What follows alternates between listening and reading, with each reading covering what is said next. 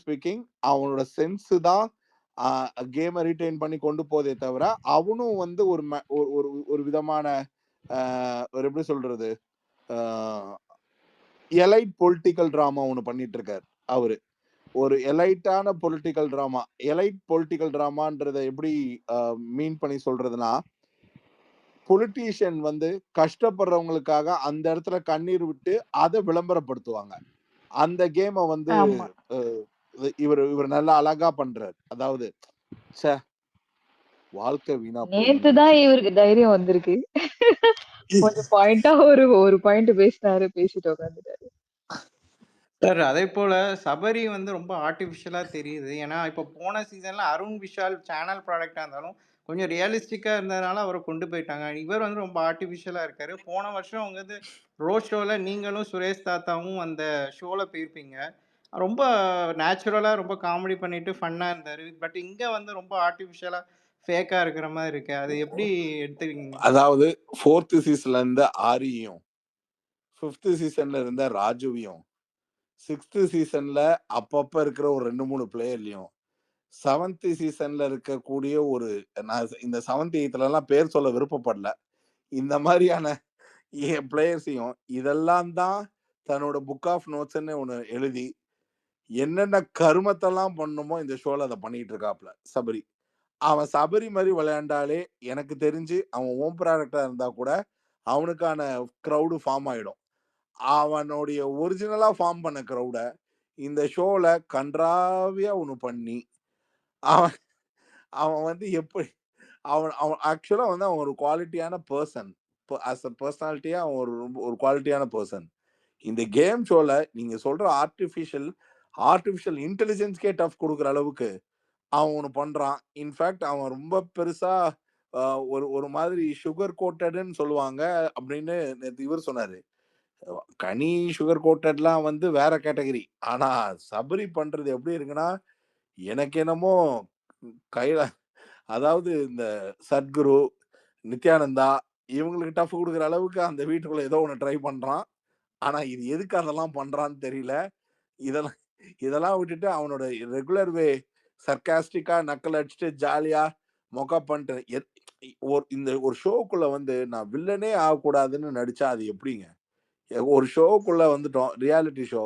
வில்லனுக்கு கிடைக்கிற வெற்றி தான் பெரிய வெற்றி. ஹீரோவா இருக்கணும்ன்றதுக்காகவே ஒருத்தன் நடிக்கணும்னா அது சரியா வராது. நீங்க நடிக்கிறாம இருக்கிறதுல உங்களுடைய காமன் மேனுடைய ரிலேட்டபிள் கனெக்ட் வந்து அவனை ஹீரோ ஆக்குதுன்னா அந்த ஷோல அது வேற. இவங்க எல்லாம் நிஜத்துல நான் நல்லவன் அப்படின்னு காட்டுறதுக்காக நிறைய எஃபர்ட் போட்டு நடிக்கிறாங்க. அந்த எஃபர்ட்டே அவங்களுக்கு இந்த கேம் ஷோல வந்து அவங்க ஃபேக்குன்னு காட்டி கொடுத்துருது. சார் இப்ப நீங்க 1 வீக் போனீங்க. இந்த வீக்ல அதுல நீங்க பல சீசன் பார்த்துட்டு போனனால நீங்க 1 வீக் அமைதியா இருந்திருக்கலாம். ஆனா நீங்க வந்து டஃப் கொடுத்தீங்க. நான் வந்து பரவாயில்ல என்ன நெகட்டிவா ப்ரொஜெக்ட் பண்ணாலும் அந்த மாதிரி ரியலிஸ்டிக்கா இருந்தீங்க. அது இந்த சபரிகிட்ட இல்லையோன்னு தோணுது. சார் சபரி வந்து இந்த வீக்ல நடந்த 2 பிராங்கையும் கண்டுபிடிச்சிட்டா அப்படி. அது பேசி இருந்தானா அது செம ஸ்கோரிங் அவருக்கு. அதை விட்டுட்டு அந்த பிராங்க் ரிவீல் பண்ணும்போது நான் கண்டுபிடிச்சேன் அன்னைக்கேன்னு சொல்லி அது ஒரு பெருமையா பேசிட்டு இருக்காரு. ஆனா ஸ்பாட்ல ரிவீல் பண்ணி தான் பயங்கரமா இருந்திருக்கும்.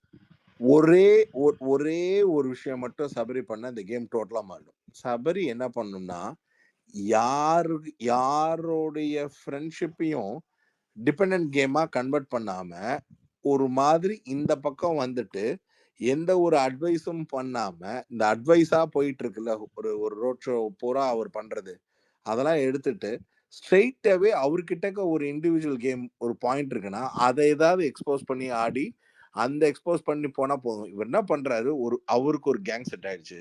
அவருக்கு ஒரு செட் ஆஃப் ஒரு ஒரு ஒரு என்ன சொல்றது system set பண்ணிக்கிட்டாரு.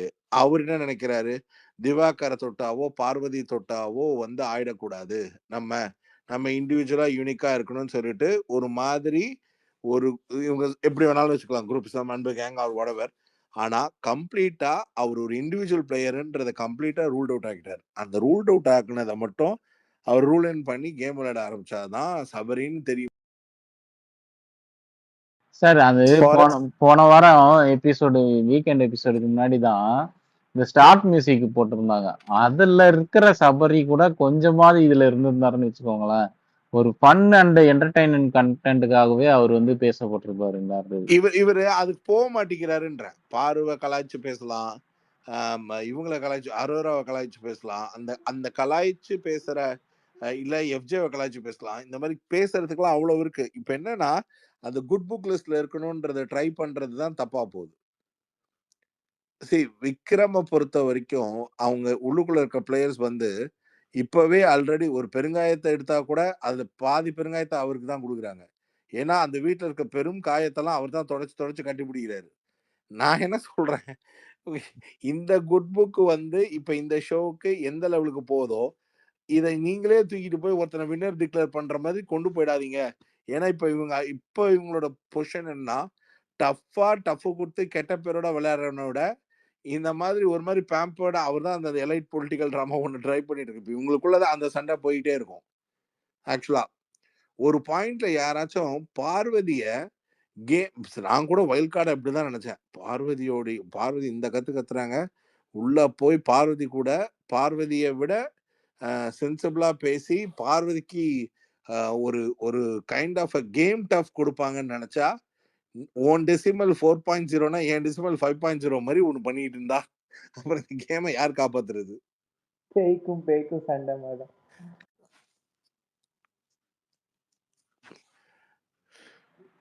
But anyways sir, வினோத்தோட கேம் பிளே எப்படி சார் பாக்குறீங்க? அவரு திவாகர் தாண்டி அவர் எந்த விதமான கண்டென்ட்டும் கொடுக்கல ஆக்சுவலா. இல்ல I'll tell you something.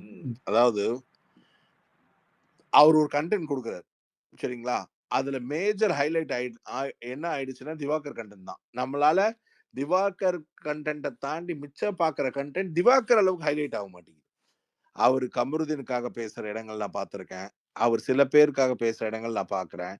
அதுல எல்லாம் வந்து இந்த ஃபன்னு உட்கார மாட்டேங்குது. அவர் இப்போ திவாகர் கான்சென்ட்ரேட் பண்றதை எஃப்ஜே மேல கான்சென்ட்ரேட் பண்ணி ஒரு மாதிரி கலாய்க்க ஆரம்பிச்சாருன்னா அது ஒரு வித்தியாசமா டிராவல் இருக்கும். அரோராவை பண்ணா டிராவல் இருக்கும். அவர் வந்து எப்படின்னா ஒரு மாதிரி இந்த காம்போ ரசிக்கப்படுது அப்படின்றதுனால இதை ப்ரையாரிட்டைஸ் பண்ணி போகலான்னு அப்படிதான் அவருக்கு தோணுதே தவிர அவர் கொஞ்சம் யோசிக்கணும். என்னன்னா நம்ம எல்லார் மேலேயும் இப்போ நேற்று வந்து எனக்கு அது விஜய் சேதுபதி சார் பேசுறதுல உடன்பாடே இல்லை. அதாவது பிரவீனுக்காகவோ இல்ல கமருதீனுக்கு இவங்களுக்கு நீங்க இந்த 3 பேர்ல வந்து கமருதீனுக்காக பேசுறது பார்த்தா நீங்க கொஞ்சம் பாரபட்சம் பார்க்காம 3 பேர் இந்த பாரபட்சம் பார்க்காமன்றது இந்த ஹோஸ்ட் இங்க நின்று பேசுனதுதான் எனக்கு பெரிய ஷாக்கே. நான் என்ன கேக்குறேன், இவனுக்கு அவன் நண்பன் வினோத் கமருதீன் பேசுறான், வந்த உடனே நீ ஒன்னும் பண்ணலன்னு சொல்ற பிரஜினுக்கு அவன் ஏன் பேச போறான்? இல்ல பிரவீனு கான்ட்ரடிக்டா அந்த வீட்டுக்குள்ள உட்கார்ந்து சண்டை போட்டுட்டு இருக்கிற பிரவீன் எனக்கு அவன் ஃப்ரெண்டு அதனால அவன் பேசுறான், அவ்வளவுதான். இதுல அது ஒன்றும் பெருசா இல்ல.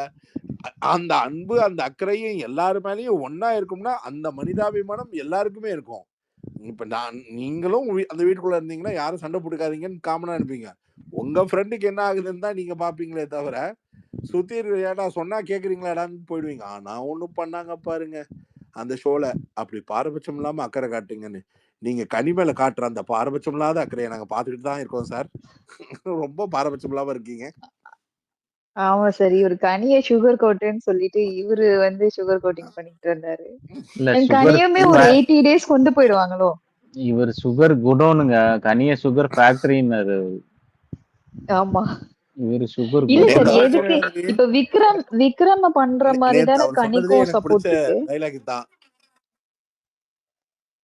யாருக்கு இப்ப விக்ரம் எந்த அளவுக்கு சேனல் புஷ் பண்ணதோ சப்போர்ட் பண்ணதோ சேம் வே கனிக்குமே இருக்கு இல்லையா? ஏங்க கனியில தாங்க புலையார் சொல்லியே போட்டாங்க. ஆமா, பிக் பாஸே உள்ள கூப்பிட்டு என்ன கடி நீங்க காரக்குழம்பு வச்சுட்டு இங்கே செட்டில் ஆயிடலான் இருக்கீங்களா, கொஞ்சம் வெளில வந்து கேம் விளையாடுங்க அப்படின்னு ஆரம்பிச்சு வச்சது அங்கதான். ஓம் ப்ராடக்ட் தான் புலையார் சொல்லி. இந்த எஃபர்ட் அவங்க அரோராக்கு போட்டிருந்தா கூட அரோரா ஒரு வேலை கூப்பிட்டு பேசுறாரு அப்படின்றதுக்காவது அங்க பிக் பாஸ் ஒரு விளையாட்டு இருக்கிறதுலே செகண்ட் கமருதீன் அங்க இருக்கிறது பிக் பாஸ் தான். அவரே கூப்பிட்டு பேசியிருக்கலாம், அவர் அதை பண்ணாம விட்டுட்டார். அங்க ஆக்சுவலா வந்து ஒரு extraordinary in house and outside weekend ப்ரொமோஷன்லயும் சரி கனிக்கு வந்து நல்லா ரொம்ப வெல் ப்ரொடெக்டடா கொண்டு போறாங்க சார். வழக்கம் போல சார் ரிப்பீட்டடா அவர் மேல இருக்க கம்ப்ளைண்ட் வீக்கெண்ட் ஷோல யாரையும் சரியா பேச விட மாட்டாரு அப்படின்னு. அது நேத்து அது நடந்தது பாத்தீங்களா சார்? அது அவர்தான் அதுதான் என் பேட்டர்ன்னு சொல்றாரு. வீக்கெண்ட் அவருக்கு பேசிக்கலா ஒரே ப்ராப்ளம் தான். நீங்க பேசலாம், தப்பே கிடையாது.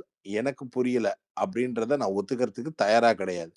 நீங்க பேசுறது மக்களுக்கு புரியுது, இல்ல அவங்க என்ன சொல்ல வரீங்கன்னு நின்னு கேட்கறது. ஒருவேளை மீறி அதை கேட்டுட்டா நம்ம ஷோ பார்க்கல, ஏதாவது டீடைலிங் சொன்னா எவ்வளோ நேரம் சமாளிக்க முடியும் லைவ் ஆடியன்ஸ் முன்னாடின்ற பயம் எப்பவுமே இருக்கும். அந்த அந்த அந்த எக்ஸ்பீரியன்ஸ் அவருக்கு அது அங்க ஹோல்ட் பண்ண மாட்டேங்குது. அதனாலதான் பெருசா பேச விட மாட்டேங்கிறார். ரொம்ப பேசினா அந்த டீடைலிங் தாக்கு பிடிக்காது. திவாகரை டாப் 5 கொண்டு போயிருவாங்கன்னு நினைக்கிறேன். இப்படியே நீ பண்ணிட்டு இரு அப்படின்னு சொல்லிட்டு. எனக்கு எனக்கு என்னமோ விஜய் சேதுபதி சாரை வந்து பத்திரமா பினாலே வரைக்கும் திவாகர் கூட்டிட்டு போயிடுவாரு நான் நினைக்கிறேன்.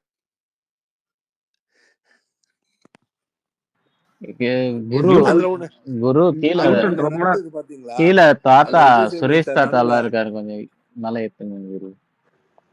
தாத்தா இருக்காரு. என்ன நம்பர்ல சொல்லுங்க. நியூட்டன் ரொம்ப நேரமா ஹேண்ட் ரைஸ் பண்றாரு. தாத்தாவோட ஐடி காட்டல சாமி. மேல வந்துட்டு மேல வந்துட்டாரு. தேங்க்யூ. ஓ சார், அது இதுதானே உங்களோட ஐடி? இல்ல சார், அது ஏபிசி டிலன் Z வந்திருக்கு. திருப்பி ஏல ஆரம்பிப்பேன் சார். உங்களை பொழக்கிறாங்க சார். திவ்யா பிஆர்னு, ரவி சார், பார்வதி பிஆர்னு காலையில ஒரு குரூப் கும்பலா சுத்திட்டு இருக்காங்க. தம்பி, அவங்க சொல்றது அவங்களோட கருத்து. ஆனா அதை கொண்டு வந்து இங்க பிரபலப்படுத்துறீங்களே. ஏதாவது வாங்கிட்டீங்களா? பென்ஸ், டொயோட்டா, டெஸ்லா பிளான் இல்ல சீரியஸ்லி சார், உங்களை பத்தி எனக்கு கமெண்ட்ஸ் வரும் சார் லைவ்ல.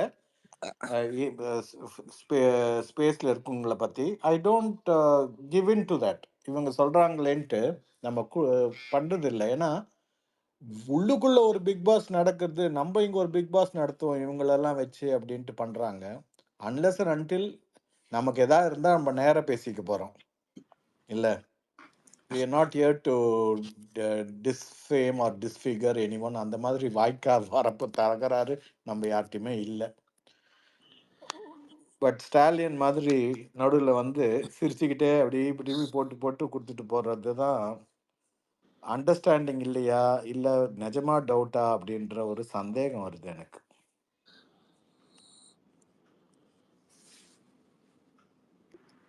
சார் இன்னைக்குமே அந்த திவாகர் வந்து உண்மையிலேயே அது வந்து மறுத்திருக்காரு அந்த இது. அதை பத்தி என்ன நினைக்கிறீங்க? சரி, திவாகர்ன்ற தீபக் அந்த எஃப்ஜே மேட்டர்ல இது யாரு என்ன கேக்குறீங்களா? உங்களை கேக்குறேன் ரவி சார். அவரு மோஸ்ட் ஆஃப் த திங் அவர் வந்து ஒத்துக்க மாட்டாருங்க. அவர் சும்மா இந்த சைட்ல ஒண்ணு பேசுவாரு, அந்த சைட்ல ஒண்ணு பேசுவாரு. அது த்ரூ அவுட் த கேம்லயே அந்த பேட்டர்ன்ல தான் இருந்தாரு அவரு. அண்ட் இப்ப இது வந்து ஏதோ எப்படி சொல்றது, பங்கமா மாட்டிட்டாரு. இதை எதுக்கு அவர் சொல்லி இருக்கிற பேருக்கு எடுத்துக்கிட்டு அங்க அவர் சொன்னாருன்றது தெரிஞ்சு போச்சு. ஒருவேளை நம்ம வந்து இவரு திவாகர் சார் சொன்ன மாதிரி தான் சொல்லணும். ஒருவேளை ஷோவை பரபரப்பாக்குறதுக்காக இந்த மாதிரியான ஒரு ஆங்கிள் பண்ணிருப்பாங்களோ அப்படின்னு அப்படி இருக்கும். ஆனா சொன்னவங்க கேட்டவங்களுக்கு அப்படி எப்படி இருக்கும்ன்றது ஒண்ணு இருக்குல்ல.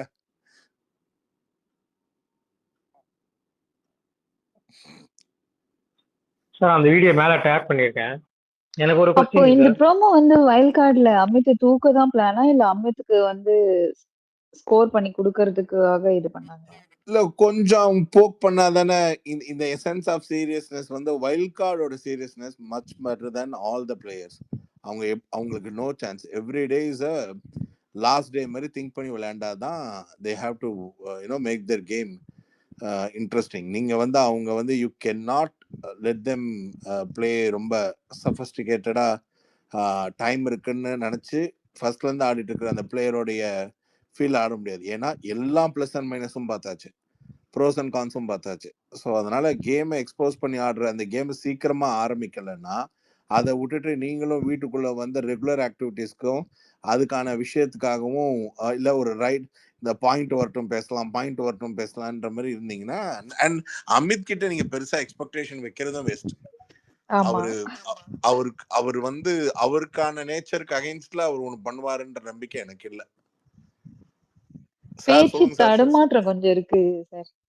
நிறைய இருக்கு, தடுமாற்றம் இருக்கு. ரெண்டாவது அவரே வந்து இதாகிறாரு, கன்ஃபியூஸ் ஆகி இது அவர் ஒப்பீனியன் டிஃபர் ஆகிட்டே போறாரு. அதனால அவருக்கு ஆக்சுவலா சொல்லணும்னா என்னுடைய பாயிண்ட்ல எனக்கு அது எப்படி தெரியுதுன்னா, அவர் கேம் ஷோவை பார்த்துட்டு வந்த பெர்செப்ஷன் எல்லாம் உள்ளுக்குள்ள நல்லா சேஞ்ச் ஆயிடுச்சு போல. அதனால அவரால் வந்து அவர் ஒரு மென்டல் மைண்ட் செட்ல இவங்களை இப்படி அப்ரோச் பண்ணலாம்னு நினைக்கிற அத்தனையுமே மாறி இருக்கு அப்படின்றது அவருக்கு ஒருவேளை அதை அடாப்ட் பண்ணி கேமை ஒரு மாதிரி கொண்டு போகணும்னு நினைக்கிறது வருதா வரலையான்னு எனக்கு தெரியல. ஏன்னா அட் எ பாயிண்ட் ஒருவேளை இன்னைக்கு ஷோல அப்படி கேட்டாங்கன்னா தெரிய வரும். இவங்க கிட்ட எல்லாம் வைல்ட் கார்டை கேட்டாங்க, வைல்ட் கார்டுல இருக்கிறவங்கள்ட்ட கேட்கணும் இந்த மாதிரி உங்களுக்கு இங்க இருக்கிற ரெஸ்ட் ஆஃப் த கண்டஸ்டன்ட் நீங்க வெளியில பார்த்ததுக்கும் உள்ள வந்தா எப்படிப்பட்ட ஒரு இருக்காங்க, ரெண்டு பேரும் ஒரே நீங்க பார்த்த மாதிரியே தான் இருக்காங்களா இல்ல நேர்ல வந்து பார்க்கும்போது உங்களோட ஒப்பீனியன் சேஞ்ச் ஆயிருக்கான்றது கேட்டாங்கன்னா மக்களுக்கு ஒரு பெரிய கிளாரிட்டி கிடைக்கும். True sir. தாத்தா சொல்லுங்க தாத்தா. சார் மேல தீபக் ஒன்று போட்டிருக்காங்க ரவி சார், அது வந்து ப்ரமோல வந்து அவர் என்ன பேசினார்னு வரலையா, அதுக்குள்ளேயும் தேசே தட் என்ன ஆச்சுன்னு சொல்றாங்க. யாராவது அங்க ஷூட்டிங் பார்த்துட்டு வந்து சொன்னதா? ஆமா சார், இங்க ரோஷினி இருக்காங்களே, அவங்க ஷூட்டிங் போய் பார்த்துட்டு வந்து அவர் ஃபர்ஸ்ட் வந்து நான் அப்படி சொல்லவே இல்லையான்னு சொன்னதாகவும், அதுக்கப்புறம் ஹோஸ்ட் எஃப்ஜே இவங்கெல்லாம் கொடுத்ததுக்கு இன்புட்க்கு அப்புறம் அவர் ஸ்டேட்மெண்ட் அப்படியே டைல்யூட் பண்ணி பேசிட்டதாகவும் ஒரு விஷயம் சொல்றாங்க சார். இன்னைக்கு எபிசோட் கட்ல எப்படி வருதுன்னு தெரியல சார். எங்க கெஸ்ட் கூப்பிட்டு வருவாங்களா? அதுக்கு அது குறும்படம் இருக்கும், அது போட்டிருக்க வேண்டியதானே. எக்ஸாக்ட்லியா, நேத்து கூட சார் சனிக்கிழமை எபிசோட்ல திவ்யா கிட்ட சொல்லும் போது சொல்லுவாங்க, உங்களை கொஸ்டின் பண்றோம்னா ஆல்ரெடி டெலிகாஸ்ட் ஆகி அது வந்ததுதான் உங்களை கொஸ்டின் பண்ணுவாங்க, ஸோ அதனாலதான் உங்களுக்கு கொஸ்டின் பண்றேன் திவ்யா அப்படின்னு சொல்லி டேரக்டா சொல்லும் போது இன்னைக்கு கூட அப்படி அமித்த கொஸ்டின் பண்ணோம்னா ஆல்ரெடி டெலிகாஸ்ட் ஆயிடுச்சு அமித், அதை தான் கேட்கறோன்னு சொல்லி கேட்டுருக்கலாம், இல்லைன்னா எஃப்ஜே நீ சொல்றது தப்புன்னு சொல்லியிருக்கலாம். இதுக்காக கெஸ்ட்டை கூட்டிட்டு வந்தது ஒரு வித்தியாசமா இருக்கு சார். அதனால கூட்டிட்டு வந்த மாதிரி இருந்திருக்காது எனக்கு தெரிஞ்சு. வீக்கெண்ட் சுவாரஸ்யத்துக்காக மட்டும்தான் கூப்பிட்டுருப்பாங்க. அண்ட் இன் விச் வேஸ் இந்த ஃபீட்பேக் செஷன் ஒன்னு இருக்குல்ல, உள்ள போயிட்டு வந்து ஸ்டார்ட் மியூசிக் ஷோக்கு இருந்தார் Ravi sir. Yes sir. Sir நீங்க பிரவீன்காந்த் பார்த்தேன் சார் உங்களது. இவரு உள்ள போயிட்டு இவங்க ஒழுங்கா பண்ணல கெஸ்ட் தான் சீக்ரெட் டாஸ்கே கொண்டு வந்தாங்க. நீங்க வந்து எப்படி சார், ஏன் சார்? பட் ஆனா தாமரை எபிசோட் வாஸ் சோ குட் உங்களுது. Thank you sir. பட் ஆனா இது வேணாம் சார்.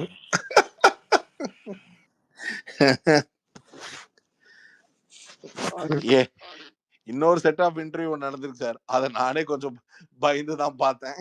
இவங்க பண்றதெல்லாம் அதை பார்த்து சொல்லுங்க எப்படி இருக்குன்னு. பாக்குறேன். எனக்கு ரெகுலரா தாமரை அனுப்பிச்சிருவாங்க உங்களுது. அப்ப அதனால நான் இப்போ பார்க்க ஆரம்பிச்சிட்டேன் கம்ப்ளீட்டா. And it's very very hilarious. சமயத்துல சிரிக்க முடியல, ஆனா சிரிச்சதுக்கு அப்புறம் செம்ம கோவம் வருது. சிரிப்புக்காக இவர் இப்படி இங்க இருக்காங்கன்றதுக்காக சொல்லல, இல்ல நீங்க நம்ம பேசுறோன்றதுக்காக. உங்களுடைய காம்பினேஷன் செம்ம காம்பினேஷன் சார். அதான் நான் உங்களுக்கு பர்சனலா வந்து இன்வைட் பண்ணும்போது சொல்றேன். அது எனக்கு தெரிஞ்ச அதான் பெஸ்ட் அவுட் ஸ்போக்கனா இருக்க போகுது. If you remember our first interview, அது மாதிரி இருக்கும்னு நான் நினைக்கிறேன் அந்த ஷோ. ஃபர்ஸ்ட் இன்டர்வியூ உங்களை எங்க நான் கேள்வி கேட்க விட்டேன்? நான் ஒரே ஒரு வார்த்தை தான் சார் கேட்டேன். கிளைமேக்ஸ்ல எங்களுக்கு கண்டென்ட் முடிஞ்சு போச்சுன்னு எழுதி போயிட்டேன்.